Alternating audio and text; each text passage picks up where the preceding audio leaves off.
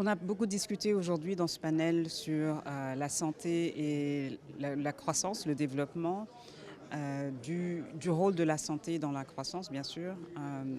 Notre credo, c'est qu'il n'y aura pas de développement sans la santé.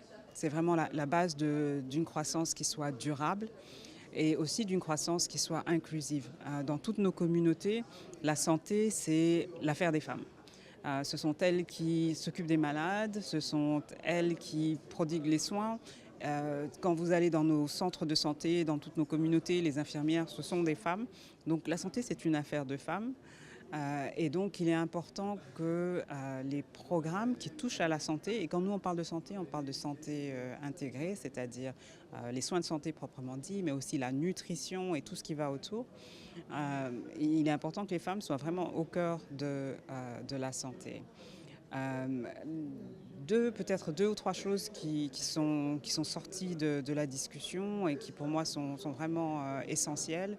La première, c'est qu'on doit arrêter de voir la santé comme un problème social, que c'est vraiment un problème et une question économique et qu'il faut pouvoir allouer des ressources de manière durable, c'est-à-dire sur un long terme et de manière prévisible.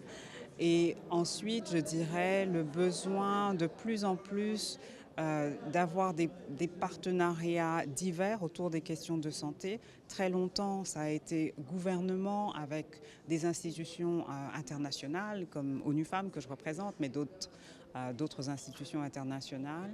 Et on voit dans l'environnement actuel qu'il est nécessaire d'amener de nouveaux acteurs. On a beaucoup parlé bien sûr du secteur privé, mais aussi dans le panel, on a eu la chance de parler aussi des philanthropies et de voir comment, et même de la diaspora, donc comment est-ce qu'on peut travailler ensemble pour repenser les systèmes de santé, repenser le financement de la santé sur notre continent. Parce que sans la santé, l'Afrique ne va pas se développer et donc il est important que la santé soit au cœur du développement. Le fonds Muskoka, donc c'est un fonds qui existe depuis 2011 et dans lequel 4 agences des Nations Unies, donc l'UNICEF, le Fonds des Nations Unies pour l'enfance, le Fonds des Nations Unies pour la population, UNFPA, et l'Organisation mondiale de la santé, OMS, plus bien sûr ONU Femmes, ont travaillé ensemble sur une approche intégrée. Cette approche qui regarde la nutrition, les soins de santé, mais aussi les questions je dirais plutôt culturelles, de tradition, qui font que parfois les femmes et les enfants n'ont pas accès aux soins de santé dans nos villages.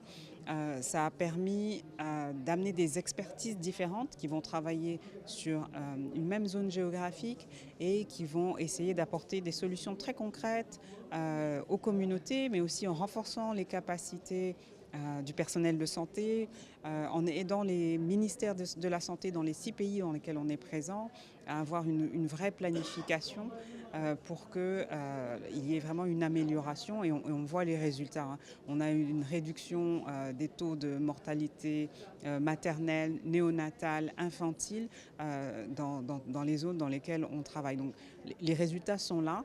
Il faut maintenant voir comment est-ce qu'on peut étendre ce type d'approche sur d'autres pays et surtout même dans les pays où on travaille, comment est-ce qu'on passe à un autre niveau d'échelle.